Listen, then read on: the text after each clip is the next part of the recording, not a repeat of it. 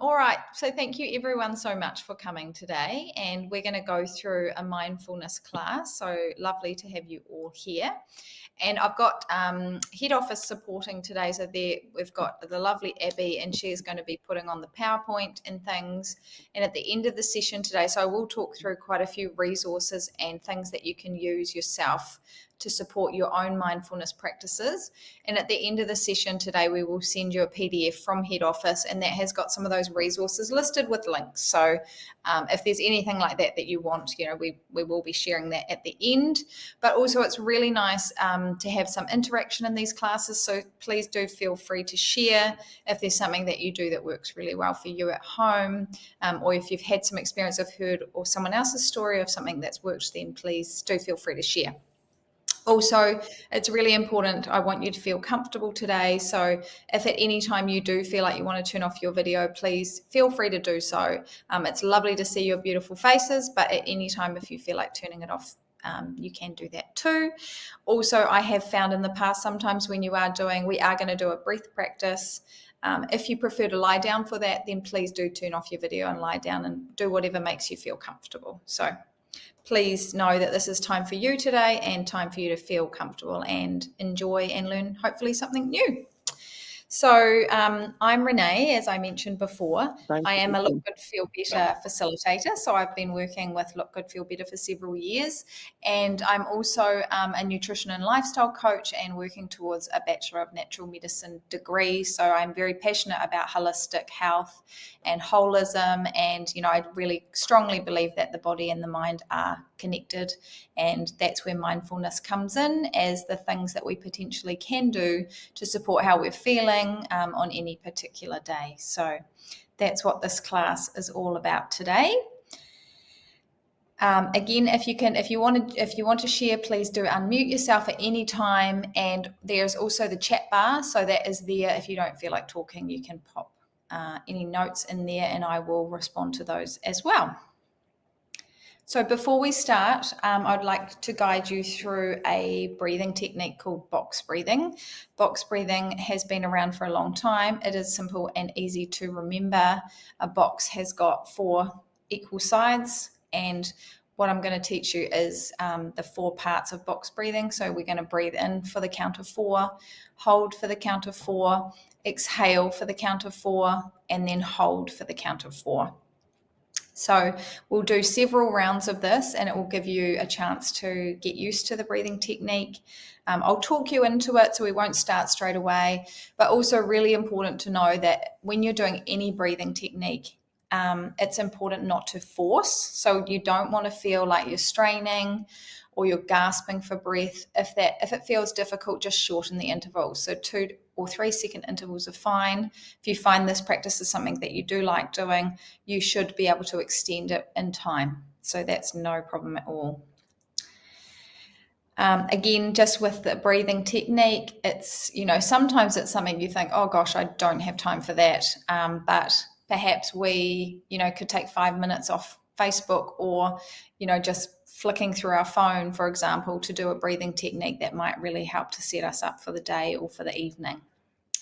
So let's start in a comfortable seat. But as mentioned, if you do want to turn off your video, you can go ahead and do that now. And if you're comfortable sitting up or if you want to lie down, I'll leave that to you. If you are seated, I suggest that you start with your feet flat on the floor. So I've just uncrossed my own legs. It does help you to sit relatively upright. So you don't need to be stick straight, but it is good to be relatively upright, and that is going to support good breathing. So we think if we're hunched over, that is going to sort of impact the way that our lungs are. So if we're sitting relatively upright, there's more space for good breathing.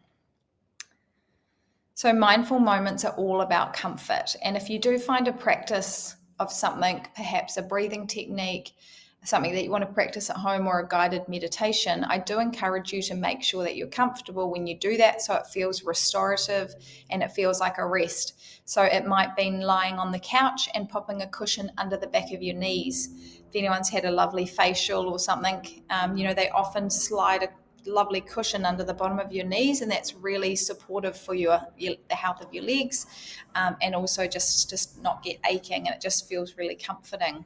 So you could pop a cushion on the back of your legs, under the back of your legs, something under your head if that's comfortable, and even a blanket or a hottie on your abdomen could be nice. So if you're comfortable to do so, I'd like you to cast your eyes down or close your eyes now. Now that you're comfortable, I'd like you to bring your awareness to your breathing. You don't need to change anything about your breath at the moment. Just focus on the sound of my voice. I don't want you to worry whether you're good at this or not, or think about having to completely clear your mind. That's not necessary. Don't worry if you're doing it properly. Just breathe in and out gently through your nose if it's available to you today. I'm going to teach you a simple technique called box breathing. It's easy to remember, portable, and you can practice it daily if you find it helpful. So I'm going to count you in for 4 seconds, ask you to hold your breath at the top for 4 seconds, exhale for 4 seconds, and then hold at the bottom for 4 seconds. If once you start breathing, as I said, if those intervals feel too long, straining, or like it's difficult, just go quicker than me. Not a problem at all. 2 or 3 second intervals will also be fine. So take a couple of natural breaths to prepare.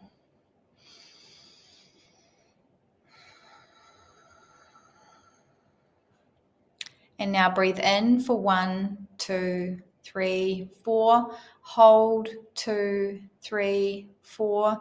Exhale 2, 3, 4. Hold 2, 3, 4. Inhale 2, 3, 4.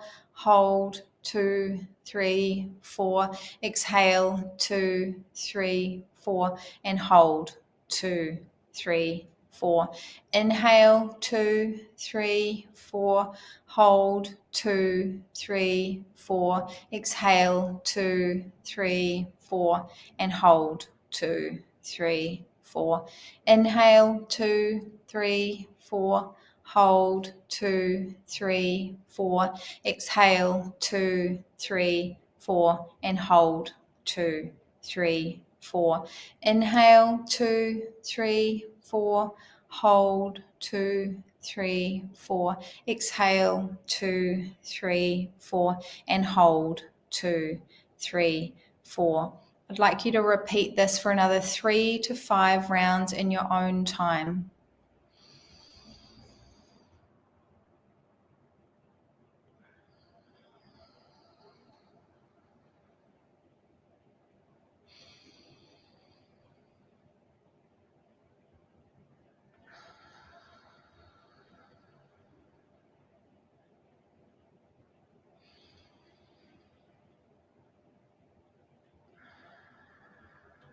And as you finish your last 1 to 2 rounds, just take your time.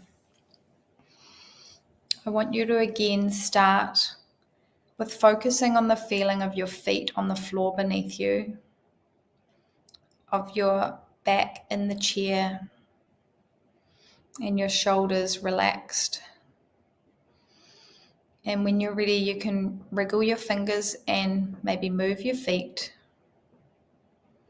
and slowly open your eyes.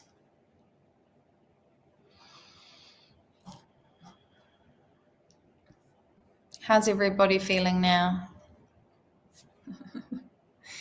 It's just a little bit of a change. You may have rushed to get to this class. You may have had a busy morning. That breath can be really powerful in changing the energy and changing the way we feel in our own body. It also helps our body switch into the parasympathetic part of our nervous system, which is also known as rest and digest. It is the opposite of the sympathetic part of our nervous system, which is where we have the fight, flight, or freeze. And that is, when we're running away from a tiger, that's the stress response. So breathing is one of the simplest free ways to help switch your body into that parasympathetic part of your nervous system. So if we could share the PowerPoint now, that would be amazing. And we'll get started on that.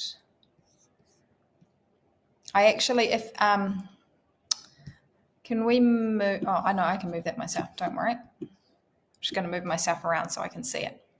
So I just put this image, if we can go back to the mindful screen. So I just put this image up as something that's a really nice visual to just put things into perspective around what mindfulness is.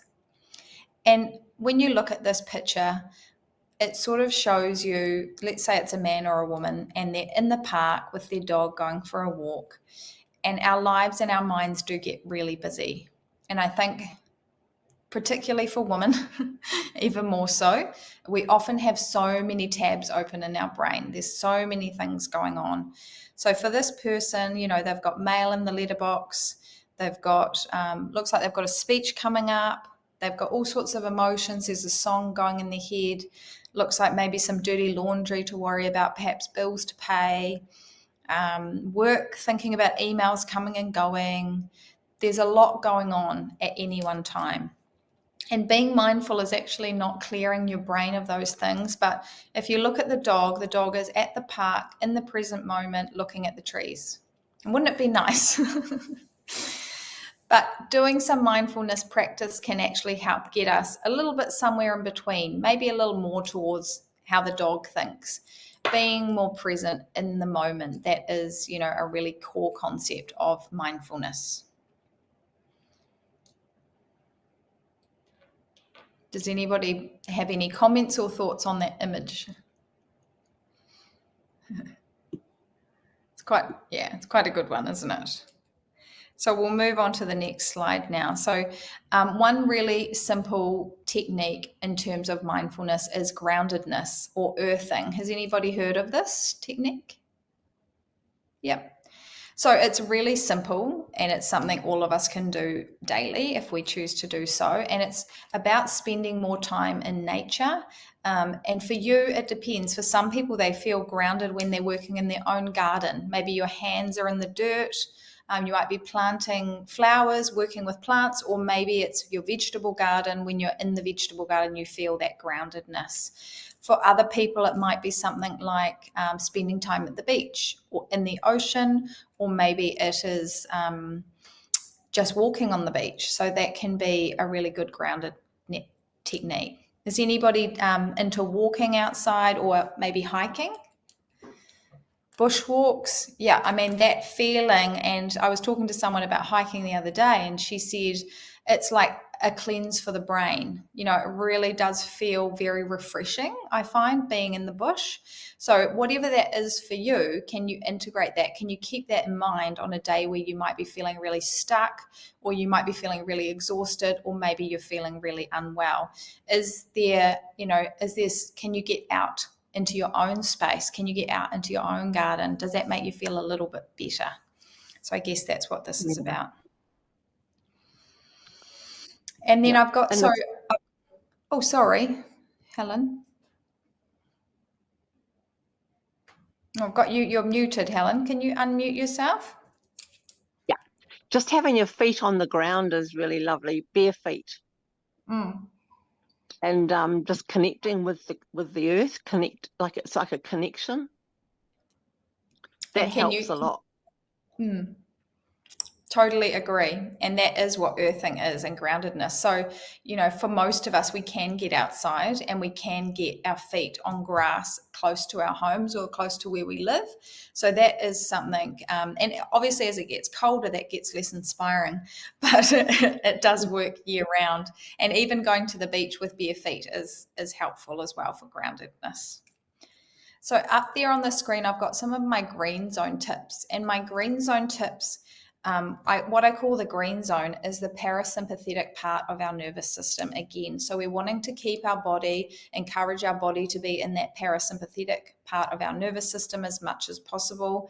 That is going to make our body feel safe and calm, and it just supports really mindfulness and supports our health. So I've got some ideas on there, things like legs up the wall. Has anybody done legs up the wall, a yoga pose before? So it's a really simple, what you do is if this is the wall, you scoot your bottom, so you lie down, this is your bottom and these are your legs, and you put your legs up against the wall. And you can have your arms outreached, or you can have one hand on your chest and one hand on your belly. When you're in that position, if you can get yourself into that position and comfortable, some people like to have a cushion under their bottom. Some people might like a cushion under their head. And when you're in that position, it really supports diaphragmatic breathing. So it supports belly breathing. It becomes easier in that position. And you can take 10 breaths in that position as a good baseline. That will really help just to feel calm and grounded and more mindful. And I've often found in the past, once you get to that position, you feel so comfortable that you don't come out after 10. You might stay for a couple of minutes. It's also really good for lymphatic drainage if you have got any fluid or edema in your legs. So that is a nice position to be in if it's a comfortable place for you to be. So it could be something to try. I've also got tips on there like go for a walk in nature, perhaps read a novel, something that's like escapism. I recently read a really cool novel all about a young woman who started making chocolates, and I love sweets, so it was really lovely to read. It's about finding something that's sort of joyful and lighthearted. And what we expose ourselves to also affects how we feel in a day. So if you find that the news is very negative, don't watch the news for a few days if you can help it. If the newspaper's not making you feel good, put something funny on Netflix. Try and keep that sort of thing top of mind. And also restorative sleep, when you can get it, is going to be really helpful as well for hitting the green zone. So there's some other good ideas in there. Yoga, is anybody into yoga or has a regular yoga practice? Yeah. And some of the styles that can be really restorative are things like slower flow yoga, yin yoga, or restorative yoga. If you have more energy, then, vinyasa and that sort of thing. But the really restorative types of yoga are things like yin. You get blankets and cushions, and it's like asleep on the floor. So, those can be really nice. And they don't have to be done in studio. They can be done online. So on the resource sheet that we'll give you today, there's some free online yoga that you could try. So also visualization can be helpful, or guided meditations with great visuals. And I particularly like the Honest Guys. They have some really good online free free mindfulness and meditations. So those can be good. Affirmations can be helpful if that works for you. So it's really about finding what style of mindfulness works for you. But what we expose ourselves to more often, and we're going to get to that in another couple of slides, it does affect our mood. So if we can positively influence our mood by doing 1 or 2 practices a day, then that could be really worthwhile while you're going through treatment at a time that's very difficult. So affirmations such as I am healthy, I have vitality, I have energy perhaps, I am well, things like that can be worth trying to see how they feel, how they sit with you. Has anybody heard of neuroplasticity? So I wanted to introduce this topic today. Yep, some of you have, some of you haven't. So we've got a 2-minute video, so I'm going to put that on for you now. And it's just a little bit of the science behind neuroplasticity. So we'll have a little watch and then see what you think about that, and we'll have a chat about it after. So we'll just pull this video up. Oh, okay. We can come back to it. It can come back to it. So it is quite a cool little visual, so we'll come back to that in a minute. And has anybody heard of Abraham Hicks? Yeah. No. So Abraham Hicks is an interesting lady. She's got her own sort of flavor, and again, it's about finding what works for you. But I quite like some of her things. So she does a morning rampage, and her morning rampage is like setting you up for a positive mindset for the day. It's 10-minute. It's a free 10-minute YouTube video. We put the link also on the handout for you. And she also has what's called the emotional guidance scale. So this is on our PowerPoint as well. So if we could flick to that page, that would be great. So for the emotional guidance scale, I guess what it is it's a scale to recognize where you feel on a certain day or at a certain moment. And I think it's good also to recognize that sometimes this changes not just from day to day, but actually from moment to moment, because we are human and our emotions change and move around. The idea behind it is actually to acknowledge how we feel at a certain time, and then think about what are the things that I love to do or that make me feel a little bit better. So maybe it is doing some grounding and going outside into your garden. That could be one thing. Maybe it's doing legs up the wall or something simple like box breathing. Maybe it's calling a good friend and having a chat and just, seeing, hearing from someone else how their day is, or getting outside and getting some sunshine on your skin. So perhaps if you're feeling quite low or on a downward spiral, is there something that you can do in this moment to help move one or two rungs on the ladder? So it's quite a cool tool. I was actually presenting another workshop yesterday, and somebody said that they had been given it by their psychiatrist, which I thought was really interesting. And it's just about finding, there might be one tool out of everything we talk about today that resonates with you. And even if you just have one thing that you could go away and practice, then that's awesome. That's what we kind of hope for.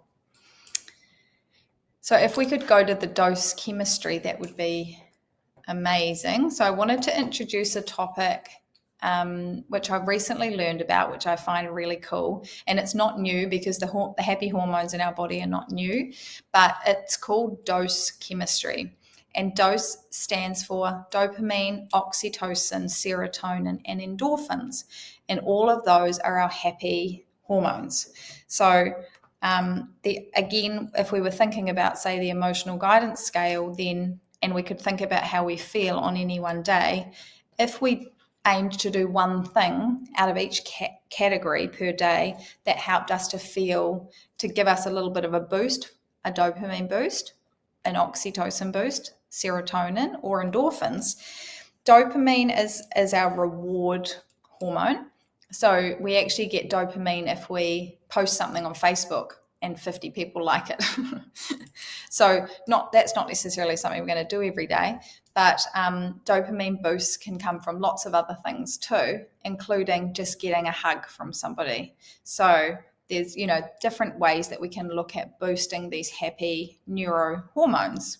Oxytocin is known as the cuddle hormone, and if anybody's had children before, you may have heard of the oxytocin that gets flooded through your body once you've given birth. So that is, like a human nature. That's something that happens.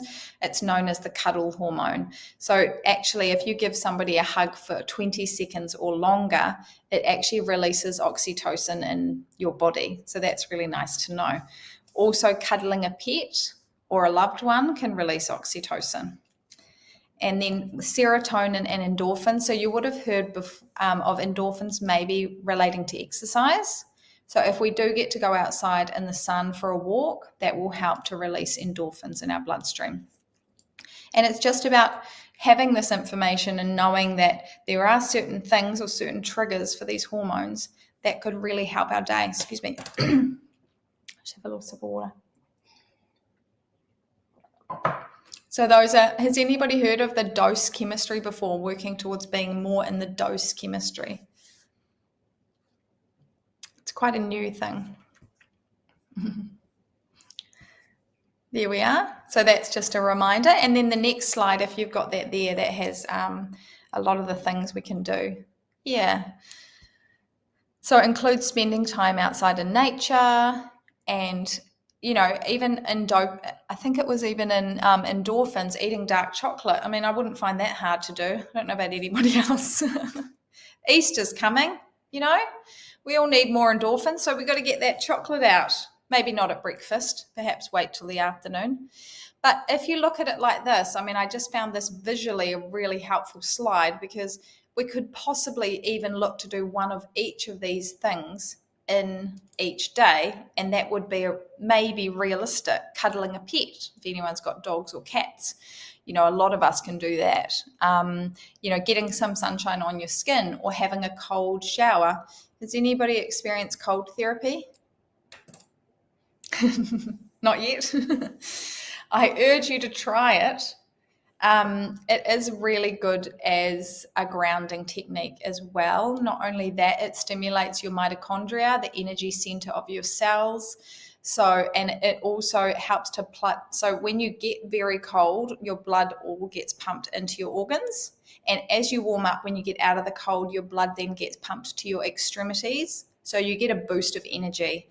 I've tried it. I do like it. I'm not a big fan of the ice baths, but I do like cold water immersion, especially in nature. If you live somewhere next to a cold lake, or even the beach in winter, can be good for that. So we could move on to the next slide now, Abby, if that's okay. Does anybody have any other ideas now that we've talked a little bit about these sort of things you can do to help you be more mindful or perhaps improve mood? Does anybody have anything that they have done or practiced that they found helpful?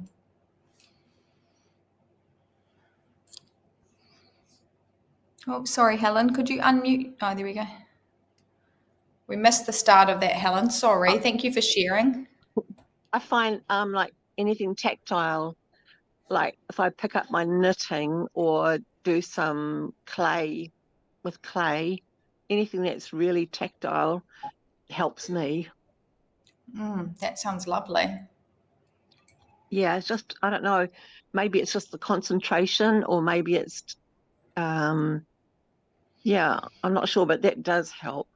So anything that's using my hands or fingers, yeah, I don't know. That makes sense. Yes, Paula. My friend Michelle has got this beautiful, like what is it? It's a river in a it's fish a pond. It's a river right outside her house, and so there's table and chairs, and you just sit there and you can hear the trickling sound, and it's wow, lovely when I go to see her and do that. That sounds lovely. That sounds very calming. Thank you for sharing. Thank you both for sharing. Yeah, and I think sometimes it's the simplest thing. So it's easy to think, gosh, I need to do this and I need to do that and I need to be more mindful. I need to practice gratitude or whatever it is that you need to do. But sometimes it's tuning into those moments and noticing, and that is mindfulness. So that's really awesome. And I actually heard, I don't know if anyone else is into Oprah, but I heard this thing that Oprah said the other day, and it resonated with me because I thought it's very simple.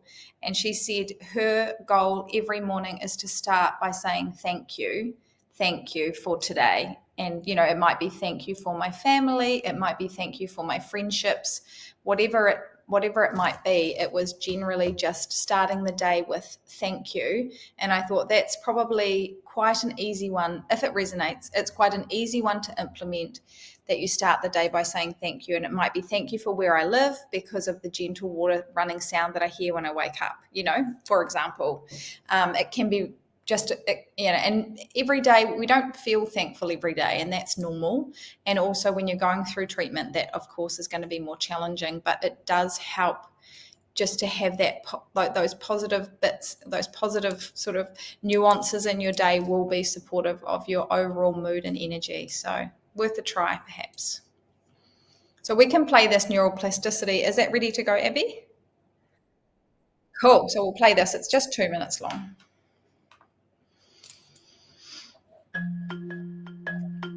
Not so long ago, many scientists believed that the brain did not change after childhood, that it was hardwired and fixed by the time we became adults. But recent advances in only the last decade now tell us that this is simply not true. The brain can and does change throughout our lives. It is adaptable, like plastic. Hence, neuroscientists call this neuroplasticity. How does neuroplasticity work? If you think of your brain as a dynamic, connected power grid, there are billions of pathways or roads lighting up every time you think, feel, or do something. Some of these roads are well-travelled. These are our habits, our established ways of thinking, feeling, and doing. Every time we think in a certain way, practice a particular task, or feel a specific emotion, we strengthen this road. It becomes easier for our brains to travel this pathway. Say we think about something differently, learn a new task, or choose a different emotion. We start carving out a new road.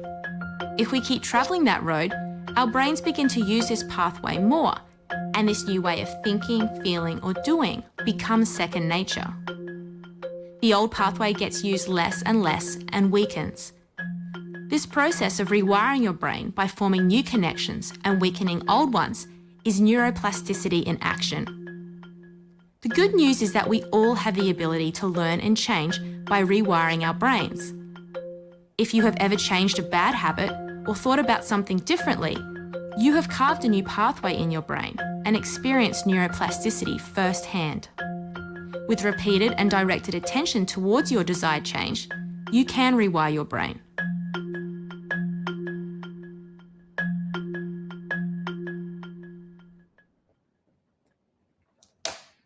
What did you think of that video? I think it's quite exciting because in the past they thought that we couldn't change our brain, or we couldn't change perhaps our mindset, or we couldn't influence that much. But evidence is building, and it's proving that mindfulness practices can literally change our brain, can downregulate our nervous system, our stress response, and that can affect our physical body in lots of ways. So that's the importance. Our brain and bodies are interconnected. So we know that our nerves run throughout our brain, all the way down our spinal cord and right to our extremities, to the edges of our fingers and toes. So what we think can influence how we feel. And I think that's kind of the message that I really wanted to share with that video, that they are linked. And has anybody heard of the vagal nerve before? Yeah, so you might have heard of vagal toning, or how that's influenced in the HPA axis, which is, you might have heard of adrenal fatigue, that kind of thing. That is really knowing that the brain is connected all the way through the nerve and down the spinal cord, and it's actually into the gut. So the vagal nerve goes from the brain to the gut. And if you've ever heard of gut feelings, then thinking about the vagal nerve is very, very important, because we know we rely on those gut feelings to keep us safe as well. So it is linked to the nervous system, CNS, parasympathetic, and that's why I talk about the green zone, why we want to spend more time in the green zone. It's so that our body feels safe, down regulating that stress response. So that's the importance there. I also just wanted to share this image, because this particular, and there's so many great resources online, but this particular lady at Journey to Wellness has, and I'm not linked to her in any way, but I just love what she does. She has some really cool books, and they've got some for children and some for adults, with different breathing techniques or different thoughts or little things about self-care. But also on Instagram, if anyone is on Instagram, she has, really regular posts, and they're just little reminders about how to be more mindful, how to be more compassionate to yourself, and how to, care for yourself. And she is a counselor, and I just really like her message. So if you do like her, she's a good follow on social media. She might be on Facebook too, but great free content that's regularly available. And then if we go on to the next slide. So some other free resources that I recommend. Has anybody tried Qigong here? And how did you find that? Yes, well, I used to do it many years ago when I did Tai Chi, and yes, I haven't practiced it for a while, but it certainly was a mindfulness practice that you hear. Gosh, those were the days we used to stand on one leg for about 20 minutes and just center in. I was very young then, but it was like so many things. You try one thing at some point in your life and things change, and it was certainly interesting. And it's good to remember how that made you feel, because Qigong, you don't have to stand on one leg for 20 minutes, but if you could, maybe that's great. You don't need to, but Qigong is really nice, because it's like a moving meditation. So for some people, actually sitting still for, say, you hear someone sits and meditates for half an hour every morning. Well, that's not for everybody. The great thing is, though, that it doesn't have to be half an hour. 5 to 10 minutes a day can make a real positive impact. But Qigong is like a moving meditation. So you're not standing still. It's a breath body movement, which helps to encourage flow in the body. It's very gentle. So you could see it as a very gentle form of exercise. There's a guy on YouTube, which I've got on the handout. His name's Lee Holden, and he does a 10-minute morning and a 10-minute evening Qigong. And Qigong is all based on the principles of traditional Chinese medicine, and that our body is made up of a whole lot of meridians. And if we're feeling very stuck in our energy or very stuck in our emotions, the Qigong can help move and flow things along. So it could be something that you find helpful. I encourage you to give it a try. Also, Yoga Nidra could be something worth trying. And Yoga Nidra is a guided body scan. Has anybody tried that before? No, so I think I may have listed that also on the handout notes. Again, on YouTube, there's lots of Yoga Nidras. If you find it hard to go to sleep at night, Yoga Nidra can be something nice to do before you hop into bed, or when you're in bed, if you're happy to put headphones on, or do it, if you've got a partner next to you. So it's a body scan where you visualize each part of your body. So it starts from the tip of your toes and then it moves up. And the idea is, while you're visualizing, you're not thinking, because sometimes it's really hard to get out of our head when we're trying to go to sleep. So that could be something worth trying as well. And there's a couple of other resources in there, like the Yoga with Adrian Yoga with Adrian on YouTube. Those are all free yoga classes. And there's lots of great free resources that you can try. So that's just good to know. If we could switch on to the... Oh, this was also something I wanted to mention. So has anybody had any issues with edema while they've been going through treatment? Fluid retention? Not so much. I know it can be an issue for some people, and this particular technique is actually just very gently stimulating your big 6 lymph nodes in your body, and it's something that you can do at home, and it stimulates the movement of fluids in your body and also your blood flow. So it could be something worth trying. It's only 3 minutes long. So we're popping that into the chat now. And then it's something, if you wanted to try, you could give that a try for a little energy boost, or perhaps that would just help if you had any swelling or edema. Does anybody have anything, that's just us coming to the end of our content. Does anybody else have anything that they wanted to share or that they've tried, or any feedback or comments on the content today?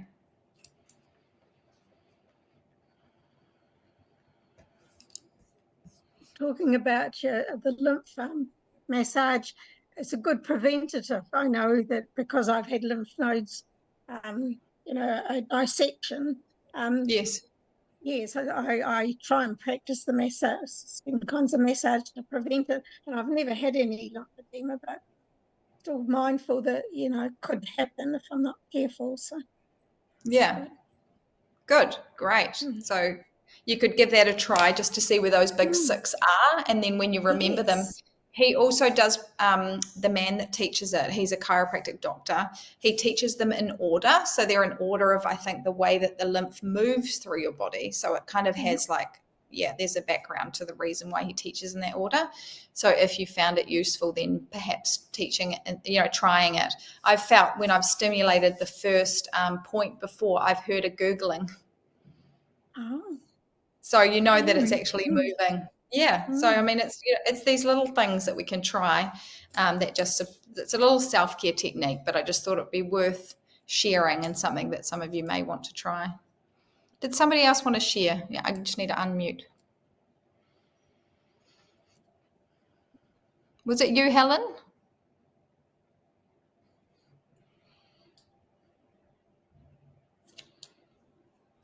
No. No. Okay, no problem. Did anybody else have anything else that they wanted to share before we close the class? No. Well, thank you so much for your time. Oh, go, please. I guess reading through this printout that we can print out, to try and turn off all the buttons that are playing in your brain. Yes. especially when there's a lot going on. I Mm. find it hard to turn off at night. Yeah. What would you recommend just at night time, perhaps, to actually Yeah, stop all the thoughts racing through your head? So that yoga nidra would be really good to try. The yoga nidra. So what it's going to, because the reality is we're not going to stop everything going through our head. And some people have busier brains than others, but there are things that will help you if you practice during the day. For example, if you can do some grounding during the day, that will help you in the evening. Maybe a meditate, even the practice that you do in the morning will influence your night time because it would set you up for the day. But that yoga nidra would be one of the best tools, because what it does is it gets you to start thinking about your body parts. And you have to focus on what the meditation is talking you through, as opposed to, so you can't really think too much about other stuff because you are focusing body part to body part. So I would highly recommend trying that. And then there are things that you could do, like maybe you could have a sort of a nighttime practice that helps get your body ready for sleep. So it might be having a warm bath or a foot spa, if you've got that available to you, with some Epsom salts in it.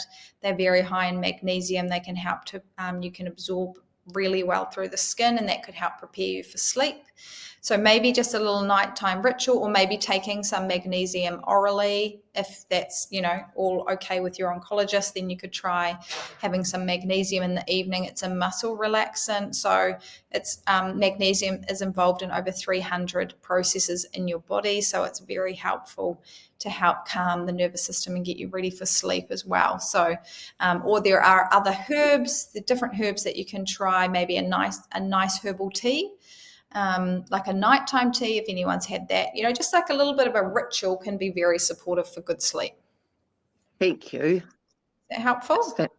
Thank you. Yes, very much. Thank you. No problem. Did anybody else have anything that they wanted to ask or share while we're here? Renee, getting back to the meditation side of it, I mean, years ago I used to do transcendental meditation. Not a great one for being disciplined about sitting there and kind of concentrating on anything. That's probably why I was doing Tai Chi and those kind of things. But do you yourself believe in, like this? I know my husband practiced a meditation called Heartfulness. Thoroughly believes in that. And I'm a very headachy person. That's what I need to slow down a bit, I think, sometimes. But do you have any recommendations for what you would suggest for that actual centering, that proper meditation? So I think what's really important is having a go at a couple of different things and seeing what works for you. So, for example, what works for your husband might not work for you, and that's totally okay. So with the resources and references I've given you today, what I suggest you do is perhaps try the Qigong and just see if that gets you, just helps to calm your mind, because you've got the movement with breath. So that can be really good. So try that. Is that kind of like a Tai Chi, like I have practiced Tai Chi, so which is I used to think is a moving meditation. So very much. And only... Yep. And the only, what I suggest you do is just try the 10-minute one. You might find that you really enjoy it and you've got time and you want to do 20 minutes every morning, but just have a go at the 10-minute and just, work your way through it, see how you feel. And also just make sure you're hydrating. Are you good at hydrating yourself? Yes, pretty good. Yes. Pretty good. Yep. Yeah. So that can be a big one too, just for headaches as well. So maybe you could start with that. Yes. Paula. So there's this book that Cancer Society sent out. Yes. And it's got some different sorry, covering your face. But it covers some different techniques of what you can do for relaxation as well. Oh, cool. Yeah, they sent it out for free from Cancer Society. Who's the author? Can you tell me who the author is? Bill Kerslake. He had cancer for that's 8 right. times. He had cancer he was first diagnosed when he was 14 or 15 and he died at 61. So we're in Upper Hutt and he was an Upper Hutt local. Oh, okay. I'll look it up. Thank you for sharing that. It'd actually be good if I had a copy just to read so that I could see what the message was as well. Yeah, it's like a manual, a self-help manual, but just contact the Cancer Society and I'm sure they'll send one out to you. Yeah, Thank you. maybe we could have a look. That's really good. Thank you for sharing that. You're Does welcome. anybody else have any sharing? If not, I think we'll close it off there. So thank you so much for your time. Please keep in touch with Look Good, Feel Better on social media. If you're not already following us on Facebook or Instagram, keep up to date with when we've got new classes and programs on offer. There is a podcast as well now. So yeah, it'd be great to keep in touch. There is also chair yoga on a Monday if anyone hasn't tried that yet. And I think still Pilates is regularly happening as well. So thank you so much for all your time, and I hope you all have a great Monday.